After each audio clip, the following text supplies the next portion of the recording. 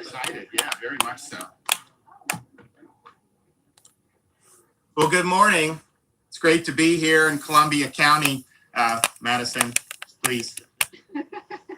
We're Bring Your Kid to Work Day. We're doing this. We got another great retail pharmacy announcement in Jacksonville, which we're excited about. And then we're going to the TPC. That's our old neighborhood. And Madison's our only kid that really remembers us living there. So we're looking forward to doing that. Before I talk about what's happening today, which we're really excited about, just want to point out, U.S. News and World Report, they do a lot of rankings about education.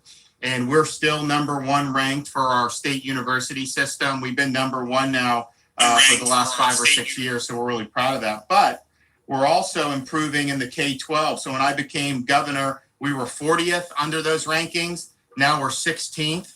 So our overall education rank under U.S. News from pre-K all the way through the universities is #3 in the country. And so we really appreciate it. We really appreciate a lot of work that the folks here in Columbia County and throughout the state of Florida did to make sure our kids could be in school for this school year. And so I think the future is very good. I think we're going to do even better going forward, and we're going to continue working really hard on doing that. So today's a great announcement. I do want to thank Tom Mofsis, the health officer for Florida Department of Health. When the Johnson & Johnson vaccine was approved, I was really excited about it. Some of the media was saying, oh, it's not as effective. And if you looked at the clinical data, it was 100% effective at preventing death and serious hospitalization. So you may have a little bit more chance to get a mild infection. But I mean, come on, this is a really good thing. 1 dose and you're done. So we thought it was going to be something was good, but we didn't know what the response was going to be or the demand.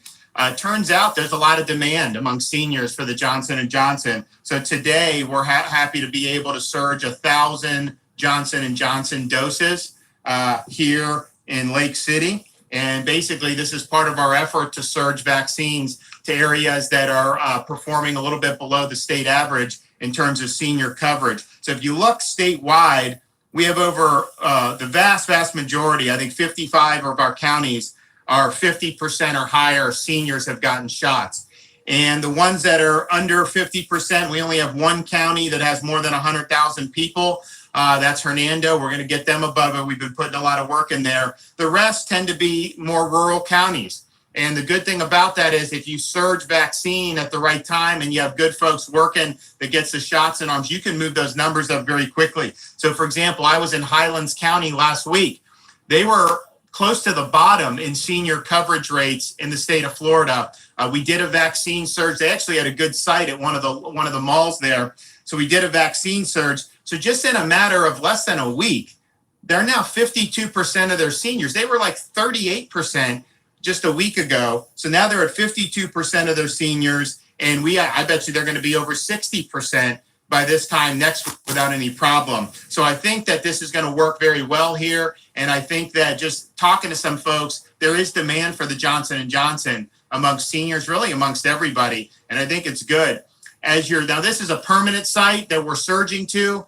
When we set up new sites that are temporary, the good thing about J&J is you could go do thousands of people and you don't have to worry about going back in 21 or 28 days. So from a logistical perspective, it's really, really good. So we're going to continue to do it. We've got about 60% of seniors. We've got a massive population. We've got about 60% that have had a shot here in the state of Florida. So we did do seniors first for a reason. And I think that strategy has paid off. I would like to just commend some of the areas, in North Florida who've done a particularly good job. St. Johns County, 79% of seniors have gotten a shot. Wakulla, 76%. Nassau, 74%. Leon, 74%. Santa Rosa, 69%. Alachua, 69%. Gadsden, 66%. Franklin, 67%. Okaloosa, 66%. I mean, these are really, really good numbers. And if we're not going to have 100% interest in it. There's some that don't want the vaccine, and that's totally fine. There's not going to be any mandates on vaccine. But to have those kind of numbers, and I think North Florida has really done a good job. We've also done well in South Florida. I mean, Palm Beach is 70% of their seniors. They got hundreds of thousands of seniors. Broward is almost 2/3 down in Broward. So we've done good across the state, but I think North Florida in particular, Clay is hitting 60%. Most likely we'll hit that today. So those are really, really good things. We're getting close to 3 million seniors reported as having received shots. The way this works is the reports lag by 4 or 5 days. I mean, you go back and look last 4 days of the week, we were doing 100,000 shots a day for initial doses. But if you had looked at it last week, it wouldn't have appeared that way yet because they added. So I think we're probably at 3 million seniors either today or tomorrow, regardless of the reporting. And we are starting to see the demand soften with the seniors, which is a good thing because we're going to lower the age to 60 on Monday. So everyone 60 to 64, you can go. These sites here, like we have in Lake City, are retail pharmacies, health departments, anything that's there, you have access to. And I think we're going to get some pretty good demand there. But we're also monitoring the supply. We have some encouraging signals about the supply, both in terms of what the state is getting allocated, but also through the federal pharmacy program. So rest assured, if you're in that 55 to 59 age bracket, we want to lower that very soon as well. We may be able to do that quicker than initially anticipated. So we're working on that. And as soon as we have an announcement, and we'll be sure to let everyone know. But I think that folks can anticipate, and we'll have an announcement today in Jacksonville about the retail pharmacy footprint. We're expanding that with Walgreens. We're going to do even more expansions with some of the pharmacies next week. And so it's been a very efficient way, an effective way to be able to get this done. We now have 157 CVS pharmacies throughout the state of Florida. That's across 30 different counties that are offering COVID vaccines. We have 730 Publix pharmacies in the state. We have 12 Walgreens. I'm going to announce an expansion of Walgreens today, which will be exciting. So it'll be way more than 12. 119 Walmart and Sam's Clubs, and 43 Winn-Dixies. So that's a pretty robust retail pharmacy footprint, and it is going to grow over the next week, which we really are excited about. Here in Columbia County, we have one Publix pharmacy and one Walmart that are offering the vaccine. So to schedule an appointment for Publix, visit publix.com/COVID vaccine. To schedule a vaccine at Walmart, visit walmart.com/COVID vaccine. Publix next window is, I believe, Friday morning at 7 a.m. You know, the good thing about some of these appointments, it used to be as soon as these windows open, you'd have like 10 minutes and thousands of appointments would just be gone. And now the window's open. And so you have a much better chance of getting that appointment now just because we vaccinated so many seniors that the demand has really softened, which we really appreciate it. So we're going to continue working hard on this. We haven't gotten any additional J&J for this week. We don't know that we're going to get any for next week either, but probably the week after that, we'll start to do it. I think the production on that is going to ramp up very quickly. So we could be in a situation, go down to 60 on Monday, we get to 55 relatively soon, and then if the supply floodgates really open, we could be in a position sometime in April where it's just available and people can get it. And so that's really exciting because if you go back to the beginning of January for when we were getting 230,000 doses a week for a state of 22 million people with 4.5 million seniors, that's a much different situation than where we were just a few weeks ago. So I'm excited about what's happening here. I want to commend the folks here in Columbia County for reaching out to these seniors, offering the J&J, and the demand has been great. And so if we can go through 1,000 of these, I know they have the site today. I know they'll be back on Tuesday. That's going to make a really big difference. And you know what? The more people you do with the J&J, you don't have to worry about scheduling that second appointment. You don't have to worry about doing a lot of the stuff with the Pfizer and the Moderna. They just make it a little bit more logistically challenging. So we're excited about that. Okay, who do we got? Yes, ma'am. Yes.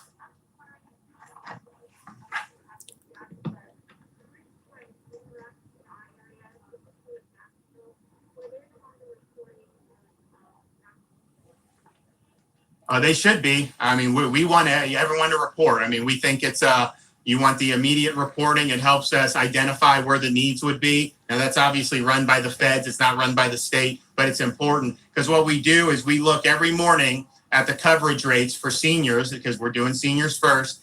And if they're not reporting it accurately, it could cause us to send vaccine in an area that actually is doing well. And there's other places where they're much better at reporting. So yeah, we'd ask them to report it. Usually you have 72 hours. I mean, our emergency order says do it within 24 hours. I think we're seeing that there is a delay in reporting, because if you look at today's numbers in terms of the number of vaccines that have happened, say yesterday, pull it out here. So yesterday it says 34,922 initial doses were administered. I can tell you tomorrow that number will grow. Yesterday, March 9th, they're now reporting almost 87,000. Yesterday, that was like 44,000. So there's somewhat of a lag, but I think it's important to try to get it in real time as quickly as you can. It helps with everything. I mean, the more it gets in quicker, the easier we'll be able to get it to 60 and 55 and expand it to all the folks who want it.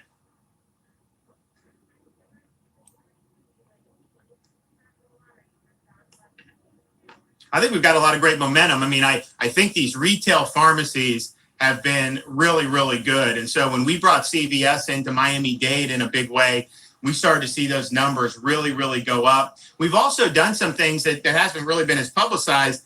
We've given it to health plans, who then reach out to their own members and say, hey, I have this. So I think Blue Cross and some of those are now in the game. That's really, really good. We want to get more into physician practices and doctors' offices, because that's an easy thing to do. Because someone may go to the doctor for some other reason. The doctor say, why don't you do a COVID shot? And then you can do it. There's a lot of people that really want the shot. There's a lot of people that are indifferent about it. They're not opposed to it, but if you have it where it's convenient, they'll be able to do it. So I think we're continuing to expand it in a wide variety of ways. And I think by and large, it's working well. I mean, you don't get millions of seniors vaccinated by chance.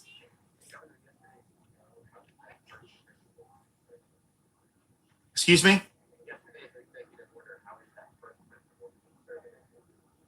I'm not sure what you're talking about. But what does that have to do with first principle conservative?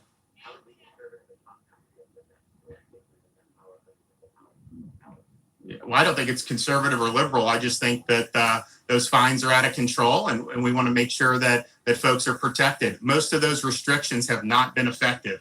That's just the reality. The evidence is in on that. And so we want to really go forward fresh, and we want people to make decisions, but we don't want it under the heavy hand of government.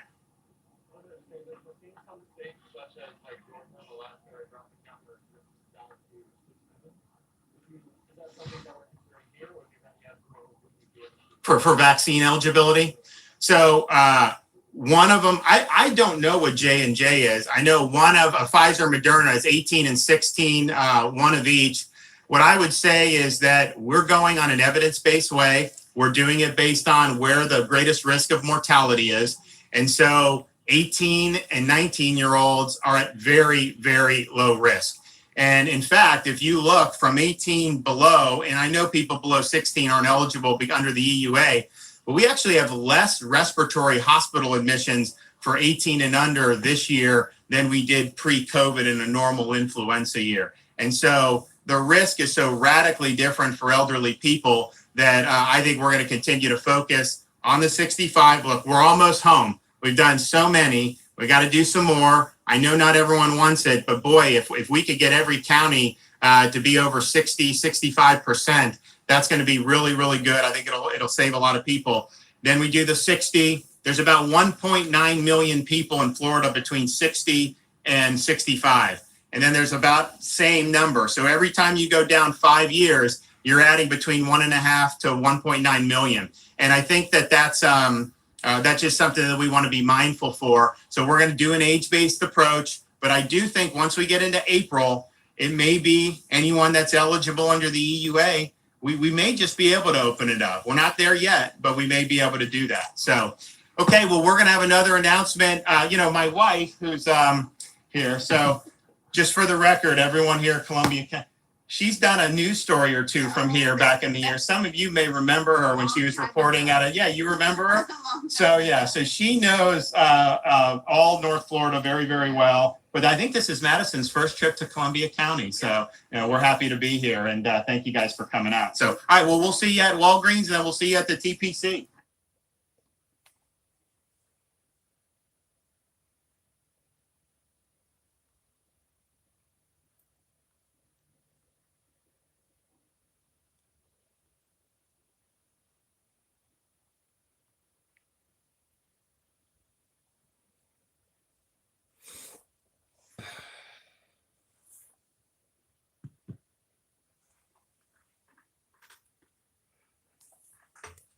I don't normally interject on these lives, but our governor in Florida has stood in front of reporters virtually every workday the whole year. You can go back and you can see this man. He's been all over the state setting these up and running governance and answering reporters' questions daily.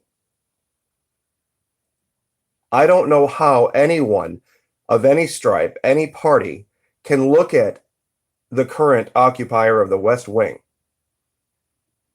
and compare him in any leadership role, any way at all, to our governor. The media does it. One reporter tried early on. The question was very muted. He said, Governor, you issued an executive order wiping away all of the fines that were levied because of masks or gatherings. How is that a conservative value? I mean, it's a bizarre question. They're reaching so much. And he does this every day, literally every day. And he's going to go do another one here in a little bit. And we'll carry that one from TPC. This is what true conservative governance and leadership is like. And he feels so comfortable. So comfortable. In fact, let me play this forward real quick. When was the last time you've ever heard a governor or any leader anywhere speak where after he's done, he gets applause? Listen to this. Okay. All right.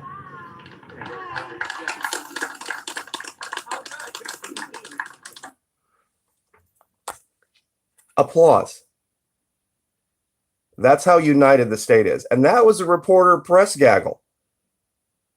Those liberals in that group have to be literally going home and sitting in a corner, hugging their knees and rocking back and forth at night, wondering what just happened. Truly, this is epic. I mean, absolutely the most epic takeover of conservative values I have seen in my lifetime, even since Ronald Reagan. I mean, look at what just happened in South Dakota. Literally countermanded the federal government, Kristi Noem, on the transgender sports thing. Arkansas and South Carolina have virtually banned, for all real intents and purposes, abortion in both of those states. Georgia just fixed its voting system in a way that's going to turn it back into a red state. And the issues in Florida, we have covered at length how absolutely impotent and powerless the federal government is right now. For me, I'm sorry. I know all you guys wanted Trump in the presidency, but for me and for someone who's a states' rights guy and a libertarian guy, this has been the best of all outcomes. Truly, I cannot imagine a better outcome. Because with the silence out of the Trump camp, you would have to ask, especially the anti-vaxxers, if this guy was such a good guy, meaning the former president, why hasn't he spoken? Why hasn't he come out? We know he can issue statements. He hasn't said a word. He hasn't said a word. He hasn't said a peep, other than going after the Republican Party for using his image about any of these things. This is what true leadership and government is all about. And I find it so hilarious and ironic, actually, that for years and years, oh no, the military is going to take over. Oh no, black helicopters. The first guy who gets into government, who's had a military history, a Navy JAG officer, restores freedom. Restores freedom by being organized, being educated, and being motivated. I'm an Army guy. He's a Navy guy. I tell you what, I'd follow this guy anywhere. If his wife's not an elected official, if she came out and said press conference, we need to ask all Florida citizens to do ABC, guess what I'm doing? ABC. That's all right. Even though she's not an elected official, and I'm not fearing if I don't, there's going to be some mandate. Talk about an absolutely excellent and wonderful, wonderful place to live. I cannot imagine a better place to live right now. In the world, I can't imagine. He just issued an executive order wiping away all of the fines that were levied by blue states. Pardon me, not blue states, pardon me. Blue counties in Florida. All those mask mandates, all the fines for the gatherings. He just wiped away all of those fines. Talk about a leader. We covered yesterday the lieutenant governor and what she's doing going forward. This is an amazing time to be alive. It really is. And being able to speak. Because we are getting close now to a point. And believe me, we're going to cover the clown show later on too at 8 p.m. when the occupier of the West Wing, giant air quotes president, Joe Biden speaks. And it's going to be a great contrast. It is going to be an amazing, amazing contrast to see him fumble around and speak in broad, sweeping generalities, shifty-eyed, confused.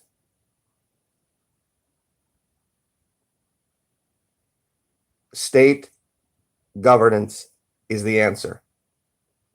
If you're a conservative living in a state that is a quote unquote blue state, if you're a conservative in Michigan, a conservative in Pennsylvania, Minnesota, Illinois, you're an enabler. They're using your money to work against you. Your mere existence in the state and working in the state enables them. You are an enabler if you are a conservative living in a blue state, trying to, especially California, they have already codified almost the idea that conservatives can't govern. Get out.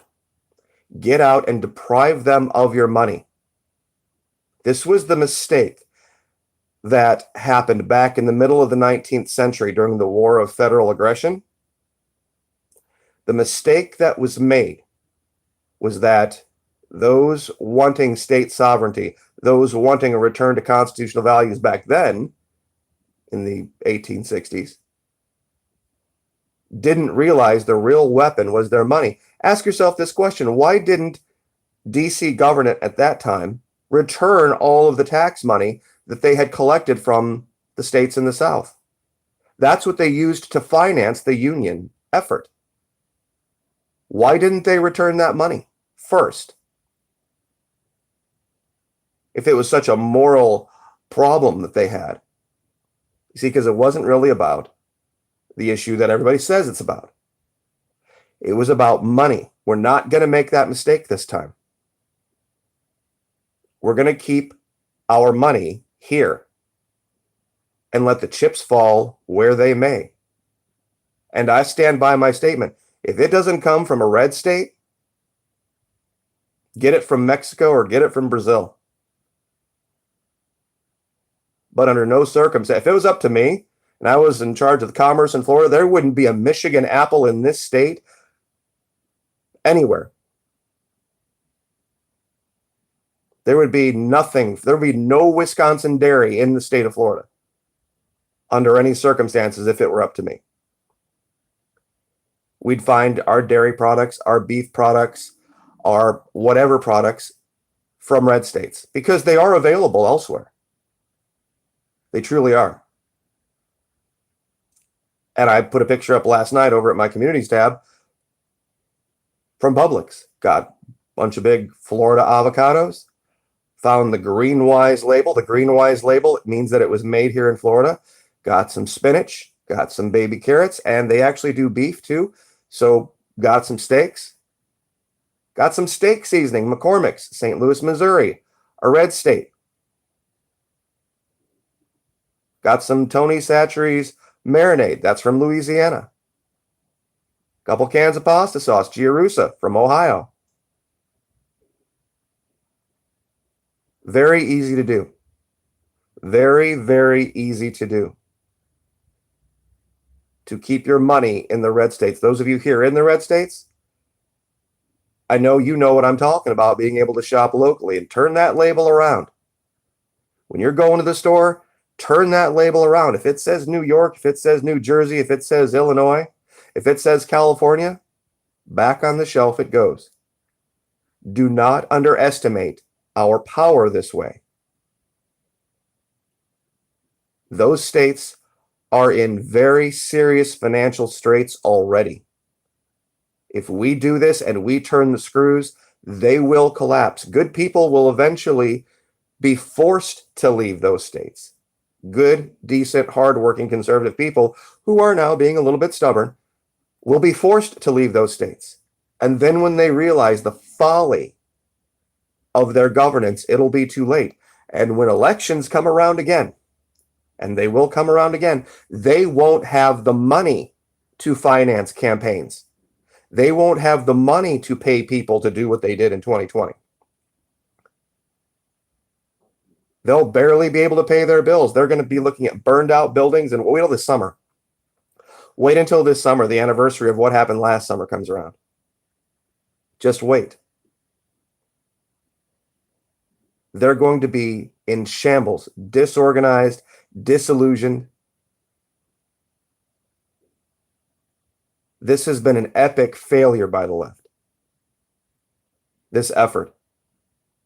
The only people with any energy on the ground right now, and even the social media giants are seeing this, are conservatives, true conservatives. That's the only place there's any energy right now. And they're seeing it in the ad rates. And they are perplexed because they thought they would change our minds. They didn't realize what they were seeing was a reflection, not control. The group of people that they were trying to either silence or change their minds aren't as easily influenced as a bunch of 20-year-olds. And what we are doing now is really, it's going to be one of the things that history remembers as one of the greatest blunders by government in the history of government in this country. This thing with closing the schools, this thing with quote unquote the book burning, the censoring, all that, it is going to blow up in their faces in a way that they clearly they have not studied history. When have the censorship types ever been on the right side of history? They've always failed. And that's what Silicon Valley is right now. A giant, epic experiment in failure.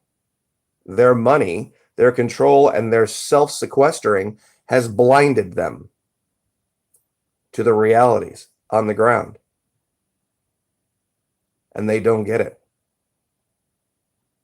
And to me, it's just a wonderful, wonderful thing. So anyway, when the governor speaks, again today, he's going to be speaking at TPC Sawgrass.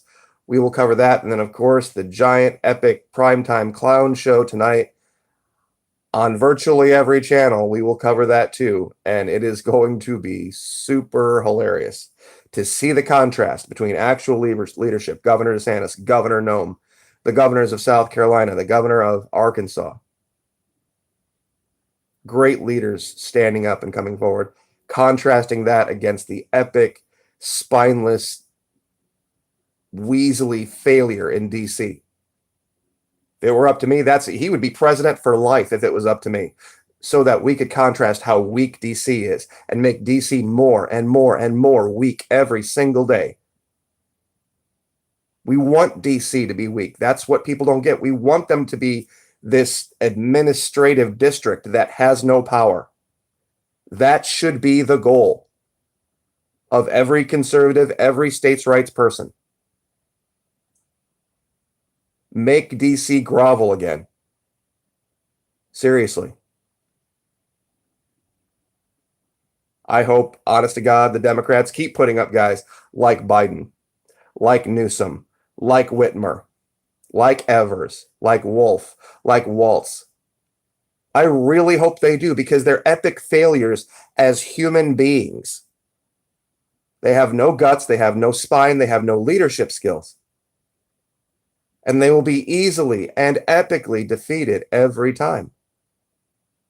So anyway, I just wanted to add my 2 cents worth here on the end, just because this is an amazing clinic our governor has put on how you defeat CNN, how you defeat the liberal media, and how you govern at the same time. So anyway, I will leave it there. God bless. Like, share, subscribe. This will be up as a regular video fairly soon as it's done processing.